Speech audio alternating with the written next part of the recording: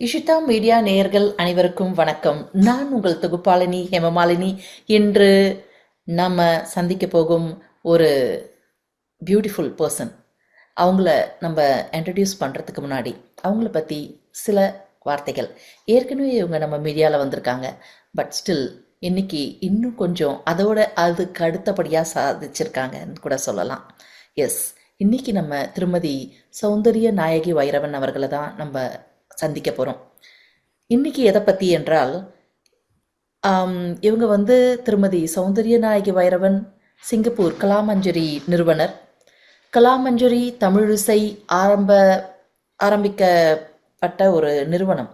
அதாவது அதில் வந்து சௌந்தர்யா அவர்கள் வந்து இதுவரை 8 புத்தகங்கள் வெளியிட்டிருக்காங்க.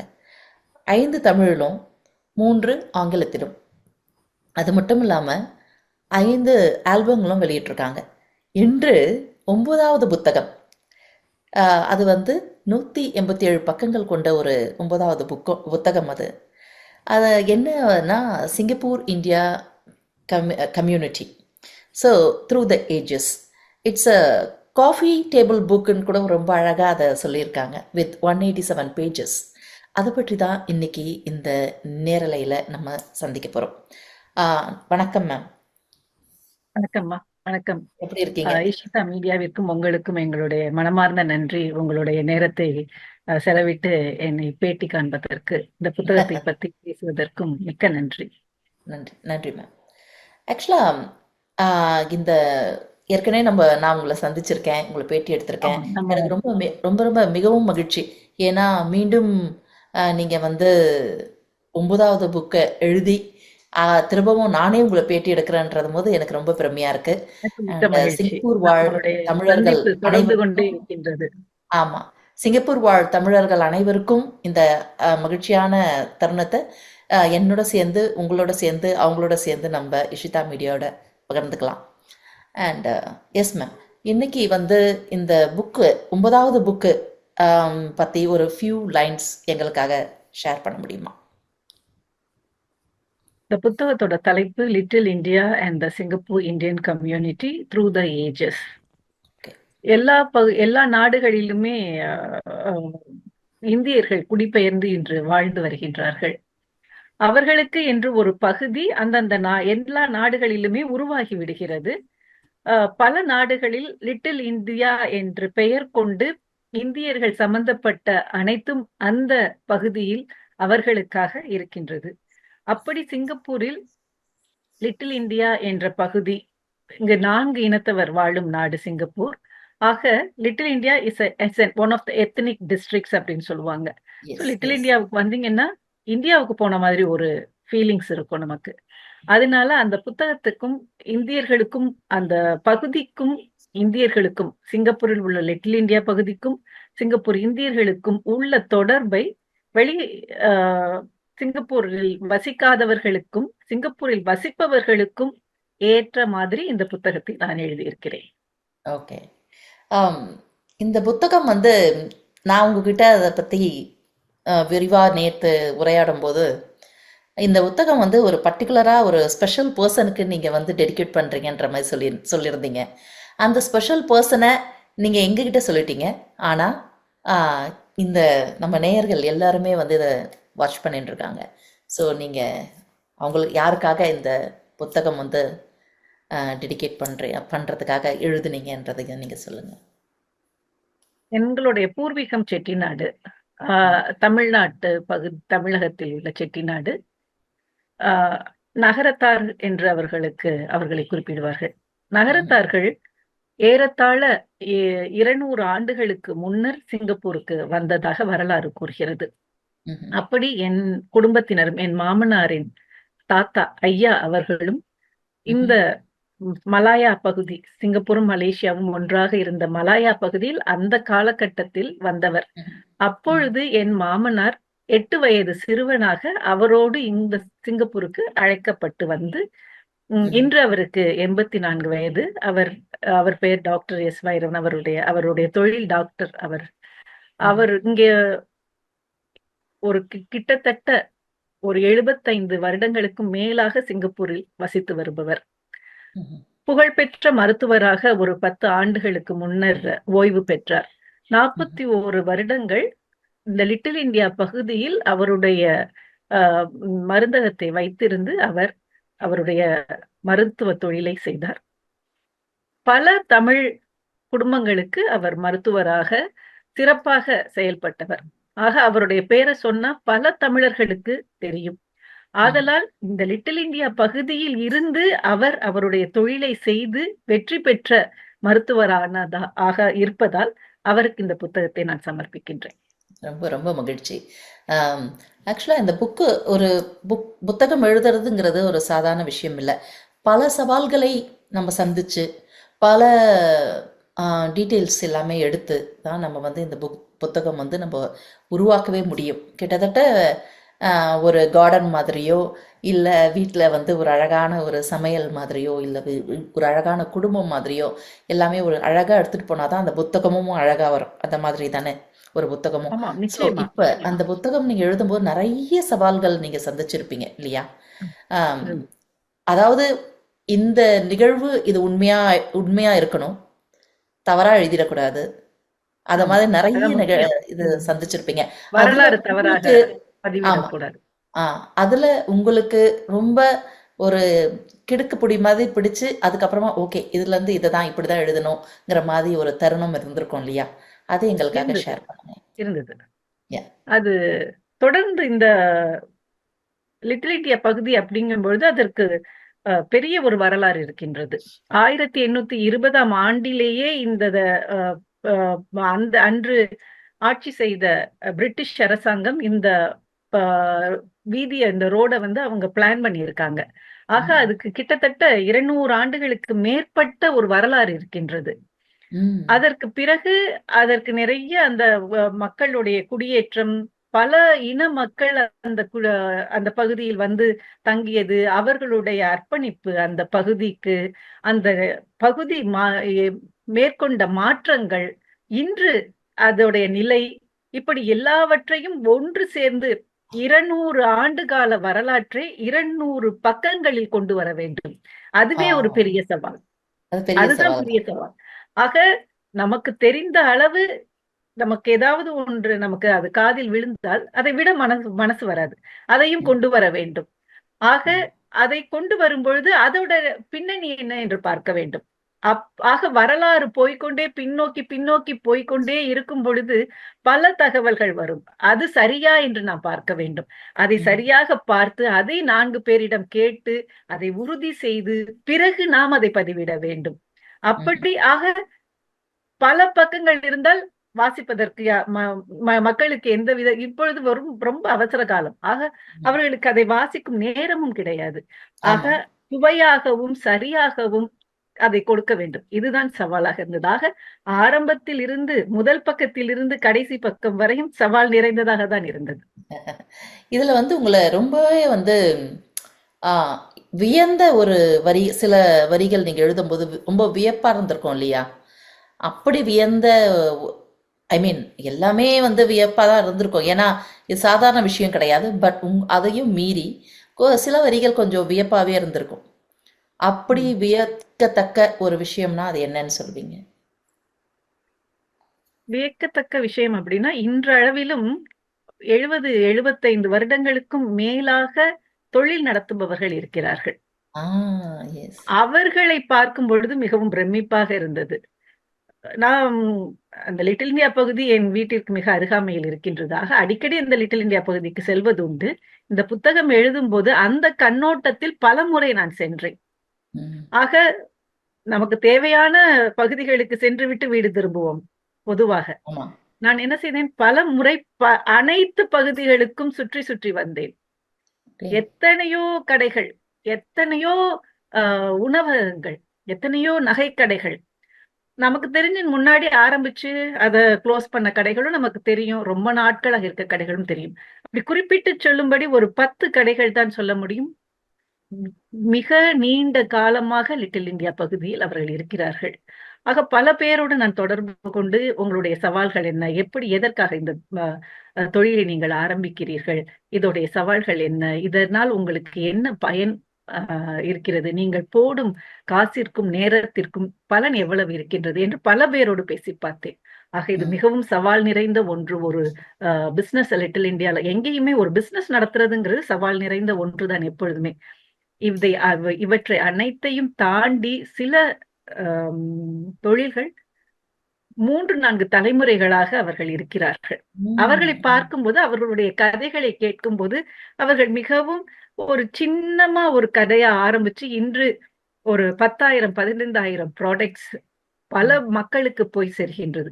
இப்படி அவர்களுடைய வளர்ச்சியை பார்ப்பது பிரமிப்பாக இருந்தது. இப்போ அதிலிருந்து பல நிறைய ஒரு நாள் கத்துக்கவும் ஆ. முடிஞ்சுச்சு. ம். அவங்களுடைய சவால்கள், அதை எப்படி அவங்க கொண்டு போறாங்க. அதுவும் சிங்கப்பூர் மாரி நாடுகள்ல வந்து குவாலிட்டி கண்ட்ரோல், நிறைய ம். ரெகுலேஷன்ஸ் எல்லாம் நிறைந்த ஒரு நாடு. தவறு ஆமா. செய்தால் அதுக்கு கஷ்டம். கண்காணித்துக் கொண்டே இருப்பார்கள். ஆமா, அப்படி ஆமா. ஒரு நாட்டில் ஒரு கடல் கடந்து வந்த ஒரு இனம் இவ்வளவு தூரம் நிலைத்து நிற்க முடிகின்றது என்றால், அது பாராட்டத்தக்க வேண்டிய விஷயமாக பாராட்டத்தக்க எனக்கு விஷயம். இப்ப இந்த தொழில் வந்து 4 தலைமுறைகளா பண்ணிட்டு இருக்காங்கன்னு சொன்னீங்க இல்லையா? இப்ப அந்த தலைமுறை வந்து முதல் தலைமுறைங்கிறது வந்து எங்க இருந்து அதோட ஆரிஜின் ஸ்டார்ட் ஆச்சு மேம்? நம்ம தமிழ்நாட்டுல இருந்தா? தமிழகத்திலிருந்து ம். இந்தியாவிலிருந்து அனைத்து பகுதிகளிலிருந்தும் வந்தாலும், வெகுவானவர்கள் தமிழகத்தில் தான் வந்திருக்கின்றார்கள். ம். அதிக சதவிகிதம் என்று பார்த்தால் தமிழகம் தான். ம். தமிழகத்தில் அனைத்து பகுதிகளில் இருந்துமே வந்திருக்கின்றார்கள். குறிப்பிட்டு சொல்லும்படியான ஒரு பகுதி கிடையாது. தமிழகத்தின் அநேக பகுதிகளில் இந்தியர்கள் பொதுவாக அங்கு வேரூன்றி இருக்கும் பகுதிதான் ம். Little India. ம். இருப்பினும் பெரிய சதவிகிதம்னா தமிழர்கள். ஆ. இப்ப நெறைய தொழில்கள்ங்கும்போது, எந்த தொழில் மிகவும் அதிகமாக நீங்க பார்த்தீங்க? இந்த புத்தகம் எழுத ஆரம்பிக்கும்போது? இப்போ ஆரம்பிச்சுட்டு டீ இலை பார்க்கும்போது டீ நான் இலை சொன்ன அது மாரி நெறைய இருக்கு இல்லையா? தேயிலை ஆமாமா. அது மாரி நெறைய இருக்கு. அதுல அதுதான். நெறைய இப்ப இருக்க பிசினஸ் அப்படின்னு பார்த்தா, ஃபுட் பிசினஸ் தான் நெறைய இருக்கு. நான் ஆ. பல தடவை சுத்தி வந்தும் பொழுது, எத்தனையோ உணவு கடைகள் பார்த்தேன். அதுதான் அதிகமா எனக்கு பட்டது. நகைக்கடை அதே மாரி பட்டது. அதுக்கப்புறமாட்டி மளிகை கடை. ம். உணவு, நகை, மளிகை இது 3ம் அதிக அளவில் தென்படுகின்றன இப்பொழுது. ம். உங்கள வந்து இதுல மிகவும் ஒரு சில பேர் எல்லாருமே வந்து அவங்களோட மனம் மகிழ்ச்சியான கதைகள சொல்றதில்ல, இல்லையா? நெறைய ஆமா. போராட்டங்கள் மீறி தான் எதையுமே சாதிக்க முடியாது. அப்படி இருக்கும்போது, சில பேர் வந்து அவங்களோட கதைகள உங்களுக்கு வந்து பகிரும்போது, ஷேர் பண்ணும்போது, ஒரு சில கதைகள் உங்கள ரொம்ப மிகவும் வந்து வருத்தத்துக்குள்ள ஆகியிருக்கும். ம். இப்படியும் வந்து பிழைப்புக்காக வந்திருப்பாங்களான்னு சொல்லிட்டு.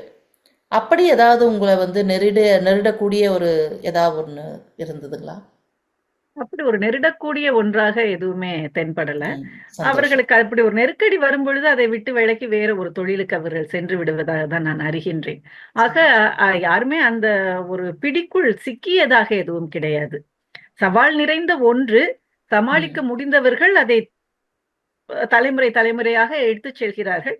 சமாளிக்க முடியாதவர்கள் அதை விட்டு விலகி வேற ஒரு தொழிலுக்கு வேறு ஒரு சென்று தொழில். விடுகிறார்கள். ஆக நிறைய தொழில்கள் மாற்றம் கண்டிருக்கின்றது. நிறைய தொழில்கள் இப்பொழுது இல்ல. அந்த பகுதியில அந்த காலத்துல இருந்த நிறைய தொழில்கள் இப்பொழுது இல்ல. புதிய தொழில்கள் இப்பொழுது உள்ள மக்களுக்கு ஏற்றவாறு மாற்றமும் கண்டிருக்கின்றது. ஆக it has evolved over a period of time the businesses. So நெருக்கடிக்குள்ள உள்ளாகி மனம் வருத்தக்கூடிய கதைகள்ன்னு நான் எதுவும் கேட்கல. ம். எவ்வளவு நாள் எடுத்துக்கிட்டீங்க மேம் இந்த ஸ்டோரி நீங்க எழுதுறதுக்கு? இது 2020ஆம் ஆண்டு ஒரு அ ஒளி அ வழிக்காக எனக்கு பேசுவதற்காக அழைத்தார்கள். அவங்க குடுத்த தலைப்பு தான் சிரேங்கூன் ரோடும் தமிழர்களும், சிங்கப்பூர் தமிழர்களும்னு நீங்க ஒரு டாபிக் பேசுங்கன்னு அவங்க அழைத்து எனக்கு அதை சொன்னார்கள். ம்ஹ்ம். ஆக அதற்காக நான் ஒரு 2, 3 வாரம் எடுத்துக்கொண்டு அது ஒரு 40, 45 நிமிடங்கள் உரை. அதற்காக ஒரு பொதுவான பொதுவான அ குறிப்புகளை எடுத்துக்கொண்டு உரையாற்றினேன். ம். அது உரையாற்றும் பொழுது, அதை வாசிக்கும் பொழுது எனக்கு அதுல விஷயங்கள் இருக்குங்கிறது எனக்கு தெரிய வந்தது.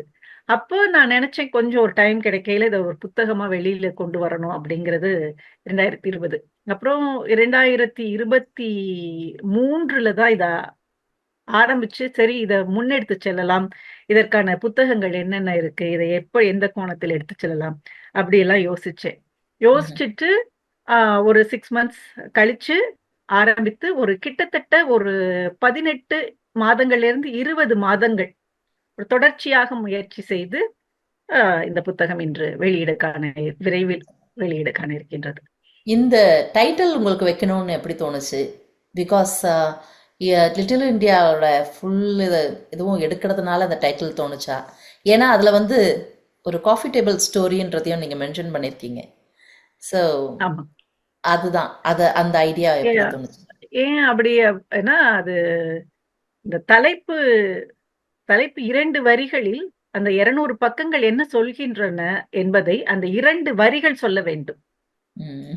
அதற்கு யோசித்து எடுக்கும் பொழுது என்னென்ன யாருக்காக, இது எதற்காக, ஏன் அப்படிங்கிறத கொண்டு வரணுங்கிறதுனால இது லிட்டில் இந்தியா பகுதி இங்க உள்ள மக்களுடைய வாழ்க்கை நிலை, தொழில், இது இந்த பகுதி மக்களுக்கு என்ன கொடுக்கின்றது கலாச்சாரம் வழியிலும், கலை வழியிலும், ஒரு மொழி வழியிலும், ஒரு பொருளாதார வழியிலும், அன்றாட வாழ்வில் அவர்களுக்கு என்ன தேவைகளை பூர்த்தி செய்கின்றது.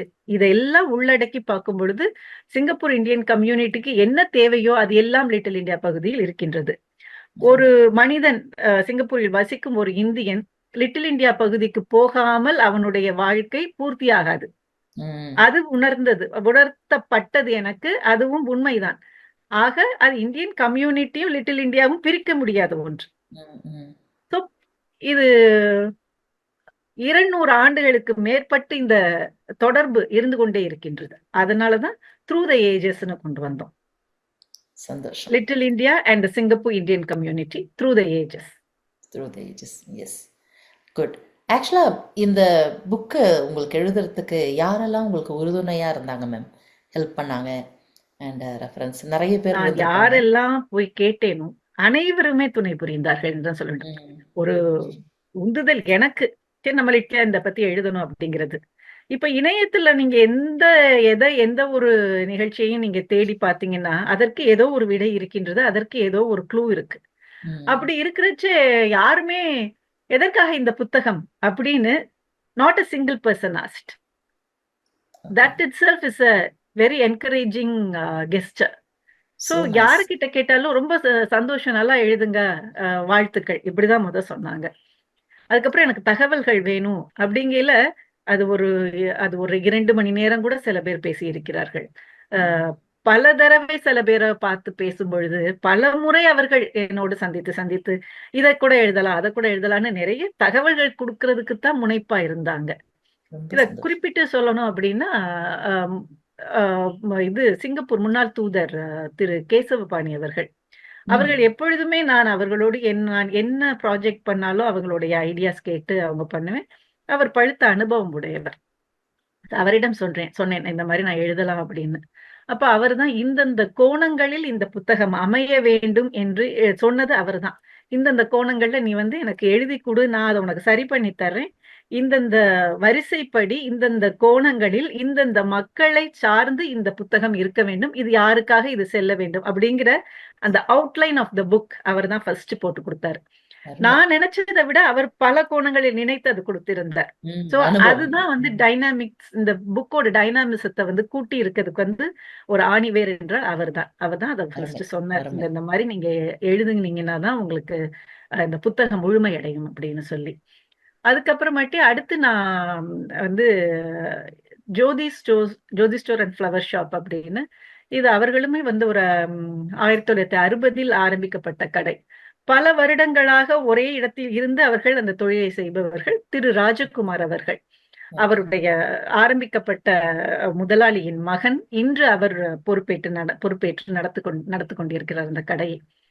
அவரிடம் நான் போய் சொன்னேன். அவரும் எங்களுடைய குடும்பம், 2 குடும்பத்திற்கும் அணுக்கமான தொடர்பு உண்டு அந்த காலத்தில் இருந்தே.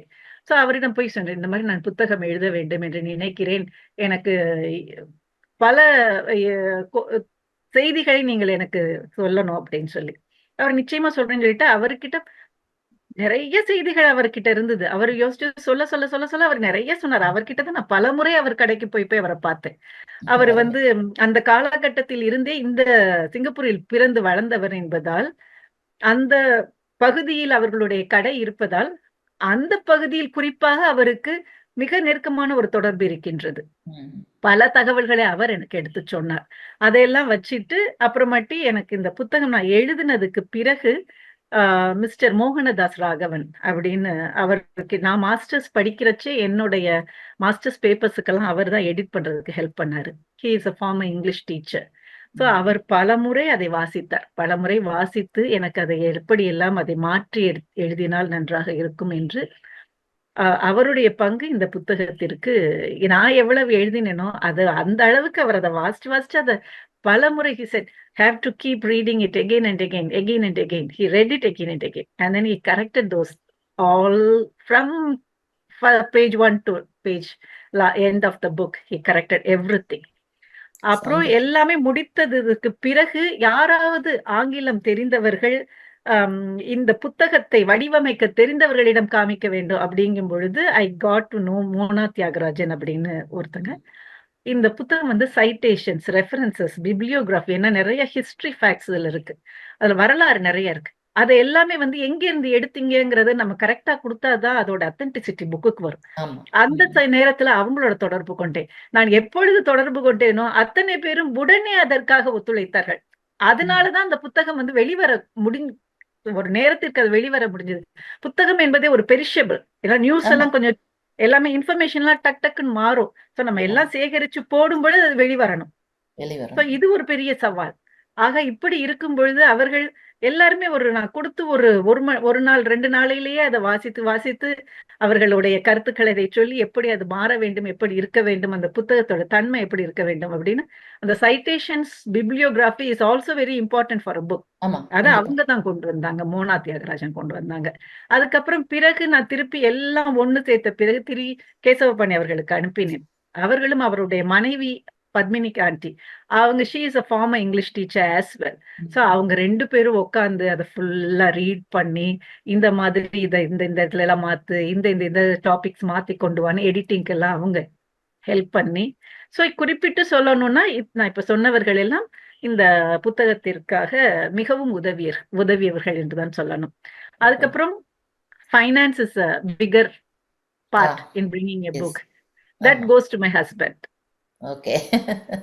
And my family members, all my children, my daughter, all எப்போ காலேஜ்ல இருந்து வரும்பொழுதுதான் if I ask her to go and get some books from the library, immediately she will go and get. And then whenever there's some corrections that needs to be read through, so I will ask her. She will spend hours sitting next to me and reading through the whole topics that was given by the teachers, by the teacher and the editor. So a lot of people have involved in this. And my helper. We need to take the printout. How many prints out we took, you know? About 10-15 times we took printouts. All the printout, whenever I take, she will punch hole. My helper will punch hole, put the thread, and then so that we need to get a feel of the book so that it reads through smoothly, and then I just correct it accordingly. So a lot of people helped, and good. சந்தோஷம். ரொம்ப மகிழ்ச்சி ma'am. ஆக்சுவலாக எல்லாரும் சேர்ந்து இப்போ வந்து அழகான ஒரு புத்தகம் வந்து உருவாக்கியிருக்கிறாங்க. இப்போ வந்து என்னைக்கு அந்த புத்தகம் வந்து நீங்கள் வெளியிடுறீங்க? புத்தகம் வந்து 25ஆம் தேதி வெள்ளிக்கிழமை மாலை 6:30 மணி அளவில் இந்த புத்தகம் வெளியீடு காண்கின்றது. இதற்கு தேசிய நூலக வாரியம், நேஷனல் லைப்ரரி போர்டு வந்து அந்த இடத்தை வந்து அவங்க ஸ்பான்சர் பண்றாங்க. இதே போல் புத்தகம் வெளிவந்ததும் சிங்கப்பூரின் முன்னாள் வெளியுறவுத்துறை அமைச்சர் திரு ஜார்ஜியோ அவர்களை நான் அணுகி sir I request you to launch this book அப்படின்னு அவருக்கு ஒரு இமெயில் பண்ணேன். இமெயில் பண்ணதுமே அவர் உடனே அதை அக்செப்ட் பண்ணிட்டு happy to do this Soundara, let me no the time and date good for you அப்படின்னு நினைச்சாரு. அது ஒரு பெரிய எனக்கு ஒரு இதோடைய மகுடம் சூட்டியது போல எனக்கு இருந்தது. நான் 2 வருட காலம் உழைத்து அந்த புத்தகத்தை வெளிக்கொண்டு வரும் பொழுது அது அவர் சொன்னதும் எனக்கு ரொம்ப மிகவும் ஒரு மகிழ்ச்சியான தருணம். இந்த புத்தகத்திற்கு ஒரு ஆடட் வேல்யூன்னு சொல்லணும். So he's a very good orator and he's very knowledgeable about Singapore and he is obviously is a former foreign minister of Singapore. So that also adds value to the book. And நீங்க உங்களை மாதிரி பல மீடியாக்களும் இதுக்கு accept பண்ணியிருக்காங்க. First நீங்க தான், Ishita media தான் இதோட ஃபர்ஸ்ட் ஓப்பனிங். நன்றி ஸோ நன்றி தேங்க்யூ ஃபார் தட். நீங்க தான் பிள்ளையார் சொல்லி, இந்த மீடியா பொறுத்த வரைக்கும் பிள்ளையார் சொல்லி நீங்க தான் போட்டிருக்கீங்க. இன்னும் நிறைய பேர் they have accepted to cover the event.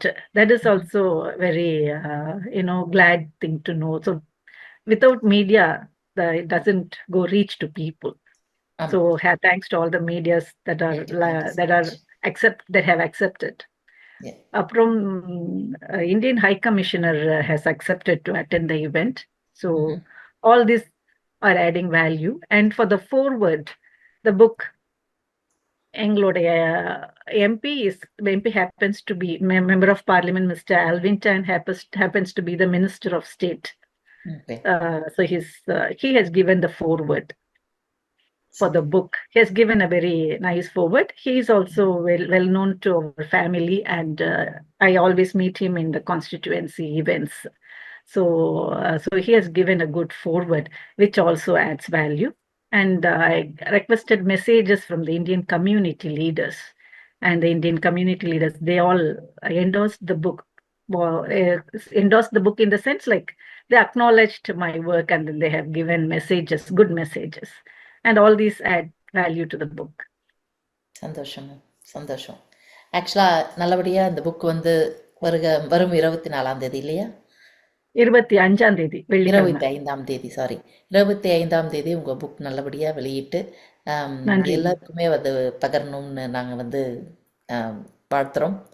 And Ishita media நேயர்கள் மூலமாகவும் எங்கள் மூலமாகவும், ஐ மீன் நாங்கள் எல்லாருமே சேர்ந்து இந்த புக்கு நல்லபடியாக நீங்கள் வந்து 25ஆம் தேதி அந்த விழாவையும் எங்களுக்காக ஷேர் பண்ணுங்கள்.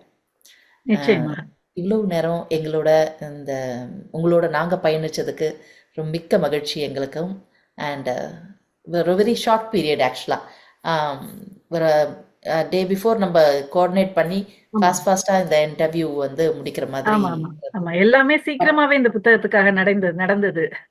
நான் யார்கிட்ட கேட்டாலும் எழுதுனது, எடிட் பண்ணது, பிரிண்ட் பண்ணது.